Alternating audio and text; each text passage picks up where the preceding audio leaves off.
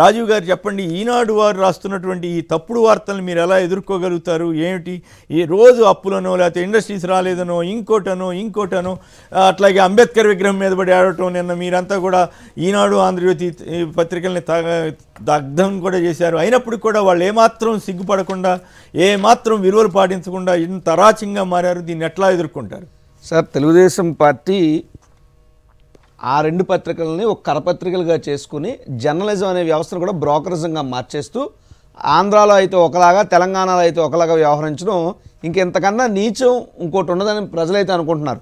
ఇక్కడ మీకు క్లియర్గా చూపిస్తున్నాను.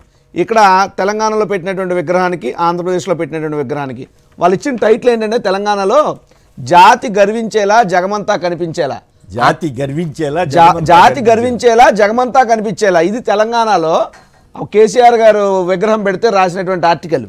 అదే జగన్మోహన్ రెడ్డి గారు అంబేద్కర్ గారు విగ్రహం పెడితే రాసిన ఆర్టికల్ ఏంటంటే దారుణ అవమానం ఇది. ఏంటి సార్ ఆ రెండు అంబేద్కర్ గారి విగ్రహాలే కదా? అంటే మీకు ఇక్కడ సంగతి, ఇక్కడ బీఆర్ఎస్ అంటే లేదా కేసీఆర్ అంటే వాళ్ళకున్న భయం అవన్నీ నేను చెప్పక్కర్లా. దాని తగ్గట్టుగానే మ్యాచ్ ఫిక్సింగ్గా నిన్న రామోజీ ఫిలిం సిటీలో ప్రమాదం జరిగితే నమస్తే తెలంగాణ వారు ఎక్కడ ఫిలిం సిటీ అని రాయలా, అబ్దుల్లాపూర్ మెట్లో అని రాశారు. అంటే ఈ రకంగా మీడియా మేనేజ్మెంటు రామోజీరావు చెప్పినట్లు కేసీఆర్ లేకపోతే రేవంత్ రెడ్డి వీళ్ళంతా కూడా ఆయనకి లొంగిపోయి ఉంటాం. దీంతో ఈ రకమైన మ్యాచ్ ఫిక్సింగ్ కారణంగా ఇక్కడ వార్తలు ఒక రకంగా, అక్కడ వార్తలు ఇంకో రకంగా రాస్తున్నారు. రామోజీరావు గారు అనే వ్యక్తి ఆయన వ్యాపార సామ్రాజ్యం దగ్గర నుండి పేపర్ కానీ ఫిలిం సిటీలు కానీ లేదా ఫిలిం ఇండస్ట్రీ ఆ ఛానల్స్ అన్నీ పెట్టుకుని అందరినీ మేనేజ్ చేస్తాడు. రామోజీరావు గారు అనే బలమైనటువంటి వ్యక్తి ఈవెన్ చంద్రబాబు నాయుడు కూడా సిట్ టు స్టాండ్ అనుకుని మేనేజ్ చేయగలరు. మీరు గతంలో గమనిస్తే భక్తుడు దేవుడు పూజకి వెళ్ళినప్పుడు కూడా బూట్లు ఎప్పినటువంటి చంద్రబాబు నాయుడు రామోజీరావు గారు తన గురువు అయినటువంటి రామోజీ కులగురువు దగ్గరికి వెళ్తే మాత్రం బూట్లిప్పి సాక్షులతో లోపలికి వెళ్తాడు. అది వాళ్ళకు ఉన్నటువంటి భక్తి.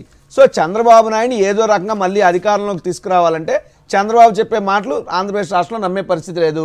కాబట్టి ఎవ్రీడే అవసరమైతే ఈనాడు పేపర్ని ఇంటింటికి ఫ్రీగా పంపించైనా సరే తెల్లవారు లేస్తే జగన్మోహన్ రెడ్డి గారి మీద విషం కక్కడమే ఈనాడు రామోజీరావు గారు పనిగా పెట్టుకున్నారు. అయితే ప్రజలు ఏమంత అమాయకులు కాదు. ఖచ్చితంగా రామోజీరావు గారు కానీ ఈనాడు పేపర్ కానీ చేస్తున్నటువంటి లేదా ఆంధ్రజ్యోతి పేపర్ కానీ రాస్తున్నటువంటి దిక్కుమాల రాతలు వాళ్ళందరికీ తెలుసు.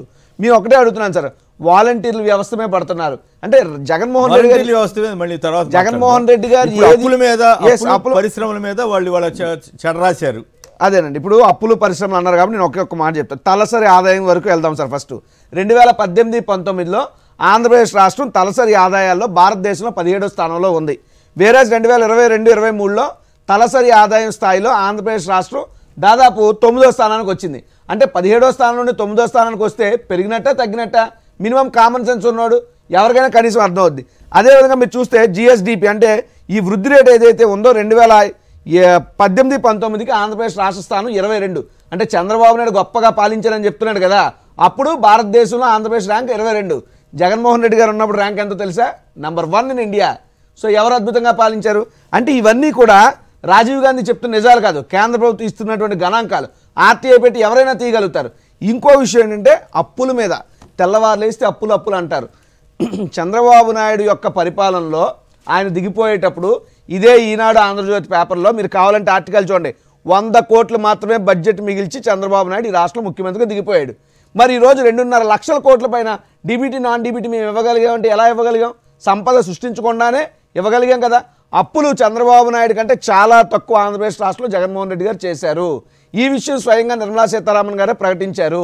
అయినప్పటికీ కూడా చెవిటోడి ముందు శంఖం ఉన్నట్టు పచ్చ కళ్ళజోడు పెట్టుకుని వార్తలు రాసే దిక్కుమాల పేపర్లు తెల్లారులు వేస్తే అప్పులు పెరిగిపోయని చెప్పి 10 లక్షలను ఏడవడం తప్పితే ఈ రాష్ట్రంలో జరుగుతున్నటువంటి అభివృద్ధి కానీ వస్తున్నటువంటి సంక్షేమం కానీ వచ్చిన కంపెనీలు కానీ తద్వారా వచ్చిన ఉద్యోగాలు కానీ వచ్చినటువంటి పెట్టుబడులు కానీ ఏ రోజు ఏ ఒక్క మంచి కూడా చెప్పకుండా తెల్లవారులు వేస్తే విషయం కక్కడమే పనిగా వాళ్ళు పెట్టుకున్నారు.